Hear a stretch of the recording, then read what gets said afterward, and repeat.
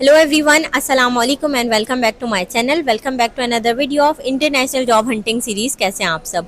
आज की वीडियो का टॉपिक बहुत इंटरेस्टिंग है और आज की वीडियो में तमाम डिटेल्स हैं। मैं जैसे अपनी हर वीडियो में आप लोगों को जॉब्स अप्लाई करना अपने फ़ोन में अपने लैपटॉप पे सिखाती हूँ, तो आज की वीडियो में वो नहीं है। आज की इस वीडियो में मैंने आप लोगों को कुवैत के बारे में बहुत सारे जो आप लोगों के सवाल थे कि वीज़ाज़ बंद हो गए हैं कि खुले हुए हैं, वीज़ाज़ अभी क्यों खुले हैं, पाकिस्तानियों को क्यों मिल रहे हैं, कौन कौन सी अपॉर्चुनिटीज़ हैं, और work visa, tourist visa, business visa, बहुत सारे सवालात थे। मगर मेरा चैनल क्योंकि जॉब्स के हवाले से है तो मैं सिर्फ आपको वर्क वीज़ा के हवाले से बताऊंगी और कौन कौन से शोबे जात में अपॉर्चुनिटीज़ हैं उसके बारे में बताऊंगी, क्यों बैन हुआ था और अब जो खुला है तो वो कब तक खुला रहेगा, कितना ख़र्चा आएगा वीज़ाज़ पे, क्या उम्र आपकी होनी चाहिए कि आप अप्लाई करो और कब तक आप अप्लाई कर सकते हो और कितना प्रोसेसिंग टाइम है। ठीक है, तो without wasting any more time अब हम वीडियो स्टार्ट करते हैं। तो सबसे पहले जो हमारा सबसे पहला सवाल है, ये जो कुवैत का बैन है ये पूरे 19 साल के बाद पाकिस्तानी इसके लिए खुला है। ये 2006 में लगा था 9/11 के हादसे के बाद। बहुत सारे सिक्योरिटी इश्यूज़ थे और जैसे पाकिस्तानी ओवर स्टे कर रहे थे गल्फ़ कंट्रीज़ में, तो तमाम गल्फ़ कंट्रीज़ में, बहुत सारे गल्फ़ कंट्रीज़ में बैन हो गया था। मगर अब फाइनली अल्हम्दुलिल्लाह बहुत सारे बैन्स हट रहे हैं, इंग्लिश कंट्रीज़ से भी, गल्फ़ कंट्रीज़ से भी, इसलिए ये कुवैत का बैन हटा है। और कुवैत की तनख्वाहें एक सबसे बड़ा प्लस है, अगर आप लोगों को पता हो तो। ये जो नॉर्मल वहाँ पे तनख्वाह होती है ना, जैसे फॉर एग्जांपल प्लम्बर की और मैकेनिक की या फिर लिफ्ट ऑपरेटर की, स्टोर वर्कर की, वो पाकिस्तानी रुपीज़ में अगर कन्वर्ट की जाए तो वो तकरीबन बनती है 11 लाख 15 लाख, इतनी तनख्वाह पर मंथ की बात कर रही हूँ मैं। ठीक है, इसका जो वर्क वीज़ा का प्रोसेस है वो मैं एक्सप्लेन कर देती हूँ, मगर उससे पहले एक आप लोग के लिए टिप है, मैं आप लोग को बता दूँ। इस पूरे प्रोसेस में एजेंट इन्वॉल्व नहीं हो रहा। तो हम अगर कोई एजेंट हमारे पास आ रहा है और वो कह रहा है कि भाई मैं आपको ऑफ़र लेटर ला के दे रहा हूँ और ऑफ़र लेटर के मुझे चाहिए 25 लाख 30 लाख, ऐसा कुछ नहीं है।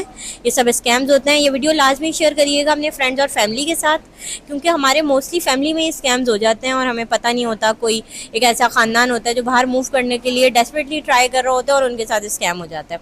ठीक है, तो सबसे पहले बता दूं कौन कौन से डॉक्यूमेंट्स रिक्वायर्ड हैं आप लोगों को वहाँ पे जॉब हासिल करने के लिए। सबसे पहले फर्स्ट एंड फॉरमोस्ट आपके पास जॉब ऑफर लेटर होनी चाहिए कुवैत की उस कंपनी की तरफ से जहाँ पे आपने जाके जॉब करनी है, या उस बंदे की तरफ से जो कि आपको बुला रहा है किसी एक स्पेसिफिक जॉब के लिए। ठीक है, ऑफर लेटर होना चाहिए। उसके बाद आपके पास वर्क परमिट होना चाहिए। और वर्क परमिट कौन देता है? कंट्री देता है। तो वर्क परमिट पाकिस्तान से अप्लाई नहीं होगा, वो होगा कुवैत से ही अप्लाई। चाहे आप इंडिया से अप्लाई मतलब चाहे आप इंडियन हो, चाहे आप पाकिस्तानी हो, बांग्लादेशी हो, आपका वीज़ा मतलब आपका वर्क परमिट कुवैत से अप्लाई होगा और वही एम्प्लॉयर करेगा जिसके पास आप नौकरी कर रहे हो। ठीक है, उसके बाद थर्ड स्टेप पे आता है आपका मेडिकल। जो बहुत सारे लोग, उनका पहला सवाल ही ये होता है कि मैम मेडिकल करवा लें। भाई क्यों? पहले आपकी जॉब तो हो जाए वहाँ पे। जॉब के बगैर तो हम वहाँ मूव ही नहीं कर सकते, राइट। और थर्ड नंबर पे आता है आपका मेडिकल। उसका ख़र्चा जो बहुत सारे लोग पूछते हैं, उसमें हार्डली आपके 12,000 रुपये लगते हैं। ठीक है, उसके बाद फोर्थ पे आती है आपके, अगर आप किसी हाई स्किल्ड वर्क वीज़ा के लिए जा रहे हो, जैसे अगर आप इंजीनियर वगैरह हो, तो आपकी डिग्रीज़ वगैरह टेस्ट होंगी HSC से, नहीं सॉरी फॉरेन अफेयर्स से। उसमें भी कोई इतना ख़र्चा नहीं आता। बाकी ये जो वीज़ा की कॉस्ट होती है, ये कोई मतलब जो आपका एम्प्लॉयर होता है, visa cost, work permit cost, आपका एयर टिकट, ये सब कुछ कवर्ड होता है एम्प्लॉयर की तरफ से। ये मैं कोई for the sake of video नहीं बोल रही, बड़ी बड़ी बातें नहीं करी, ऐसा ही होता है। आपकी जेब से नहीं लगते इस चीज़ के पैसे। जो आप यहाँ से वहाँ मूव करते हो, आपकी जो अपनी शॉपिंग होती है उसका लगता है ज़ाहिर है ख़र्चा, और बाकी इसका मेडिकल का और डिग्रीज़ वगैरह का लगता है। That's it. आपका इतना ख़र्चा नहीं होता अगर आप लीगल तरीके से जा रहे हो वहाँ पे। ठीक है, अब बात कर लेते हैं क्या एज ग्रुप रिक्वायर्ड है।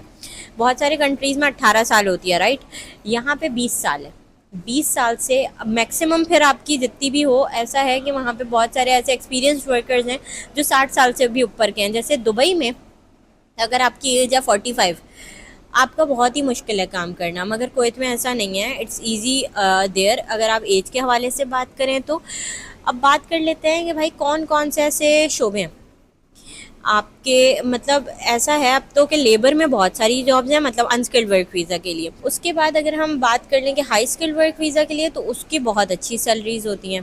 ठीक है, बात ये है जो आपका फर्स्ट एंड फॉरमोस्ट जो आपका स्टेप है जॉब हासिल करना, वो आप किस तरह से करोगे, क्योंकि एम्प्लॉयर तो आपको देख नहीं रहा, एम्प्लॉयर आपको देखेगा आपके सीवी के थ्रू, आपके कवर लेटर के थ्रू। मेक श्योर क्या करें कि वो अच्छा हो, इंटरनेशनल फॉर्मेट का हो, एटीएस फ्रेंडली हो। ठीक है, अगर आपको खुद बनाने आता है, इंटरनेट भरा पड़ा है इन्फॉर्मेशन से, आप सीखो, खुद बनाओ, मगर इट्स बेटर कि आप किसी प्रोफेशनल से बना लो, क्योंकि जिस तरह हर चीज़ का एक प्रोफेशनल होता है। अगर आप, वरना तो हमें अगर कोई बीमारी होती है तो हम जाके चैट जीपीटी से पूछ लेंगे भाई बीमारी क्या है, और हम उसकी दवाइयाँ निकाल लें और जाके खा लें। ठीक है, मगर हर बंदे की इम्यूनिटी सिस्टम अलग होता है, बॉडी अलग होती है। उसी तरह से जो स्पेशलिस्ट होता है ना एक चीज़ का, कोशिश किया करें कि वहाँ थोड़ी सी इन्वेस्टमेंट कर दें। अगर आप बाहर जाने का सोच रहे हैं, it's a big step, right? तो सीवी कवर लेटर एक ऐसी चीज़ है जिस पे अगर आप थोड़ा सा, बहुत मिनिमल सा खर्चा होता है, इतना कोई होता भी नहीं है, वो अगर आप इन्वेस्ट कर दो, अपना अच्छा सीवी कवर लेटर बनाओ और उसके बाद आप अप्लाई करो जॉब्स पे। इससे क्या होगा, आपके टाइम बचेगा, क्योंकि अगर आप अप्लाई करना, आपको पता है अगर बाहर आप अप्लाई कर रहे हो ना, तो 10, 12, 15 पेजेस की एप्लीकेशंस होती हैं। अगर आप आधा घंटा लगा रहे हो एक जॉब अप्लाई करने में और आपकी सीवी ही ख़राब बनी हुई है, तो क्या फ़ायदा ऐसा जॉब अप्लाई का। ठीक है, तो if you want the services तो आप मुझे मैसेज कर सकते हैं व्हाट्सएप पे, मेरी टीम आपसे कनेक्ट हो जाएगी और फिर वो आपको तमाम प्रोसेस गाइड कर देगी। सीवी कवर लेटर हम बना के देते हैं, प्लस हम जॉब अप्लाई सर्विसेज ऑफ़र करते हैं। बहुत सारे ऐसे लोग जिनको जॉब अप्लाई करना नहीं आती, क्योंकि टू बी ऑनेस्ट मुश्किल प्रोसेस होता है। मैं अपनी हर वीडियो में सिखाती हूँ अप्लाई करना, वो इसीलिए ताकि लोग ये नहीं कहेंगे मैम आप इन्फॉर्मेशन तो दे नहीं रही, आप तो सिखा नहीं रही। मैं सिखाती हूँ, ठीक है, मगर मैं हर वीडियो में एक जॉब अप्लाई करना सिखाती हूँ। ठीक है, उसके बाद मैं ये कहती हूँ कि भाई इस कंपनी में इसी तरह से और जॉब्स अप्लाई कर लो। मगर आप अगर हमारी सर्विसेज लोगे ना, तो उसमें हम एक दिन में आपकी 5 से 6 जॉब्स अप्लाई कर रहे हैं, और वो भी 2 महीने का पूरा प्रोसेस है। एक प्रोजेक्ट मैनेजर आपके लिए डेडिकेटेड होता है, जो कि हर कंपनी में आपके लिए जॉब अप्लाई करेगा, चाहे आप उससे कितने भी मुल्कों की बात करो। ठीक है, चाहे आप इंग्लिश कंट्रीज़ बोलो, गल्फ़ कंट्रीज़ बोलो, वो आपके लिए करेगा अप्लाई। ठीक है, तो ये सर्विसेज मैं ऑफ़र करती हूँ। इसके अलावा अगर कोई भी सवाल हो तो आप कमेंट सेक्शन में ड्रॉप कर देना, मगर अगर आप व्हाट्सएप पर रब्ता करें तो ये 2 चीज़ें हैं जो मैं ऑफ़र करती हूँ। और ये तमाम इन्फॉर्मेशन थी आज की इस वीडियो में कि कुवैत क्यों ज़्यादा बेटर है एज़ कम्पेयर टू दुबई, क्योंकि दुबई अब एक तरह से मैं बताऊँ, वहाँ पे आप जाओगे ना, आप इतना बना नहीं सकते सिवाय रियल इस्टेट के। रियल इस्टेट में भी बहुत कम लोग चलते हैं। मेरे अपने बहुत सारा फ्रेंड सर्कल है जो कि रियल इस्टेट में बहुत अच्छे काम कर चुके हैं और बहुत अच्छा कमा रहे हैं अभी भी, मगर बहुत सारे ऐसे भी हैं जो बहुत पैसा लगा के गए मगर वो कर नहीं पाए। मैं खुद भी दुबई में मैंने अच्छा खासा टाइम काम किया है, जितना भी इमिग्रेशन कंसल्टेंसी से रिलेटेड मुझे काम आता है। मैं अभी भी एफिलिएटेड हूँ दुबई की एक कंपनी से, मगर मैं अपने यूट्यूब के क्लाइंट्स को उधर रेफ़र इसीलिए नहीं करती क्योंकि दे आस्क लाइक मुझे पता है वो क्या काम करते हैं, और मुझे, खैर इसको हम काट देंगे।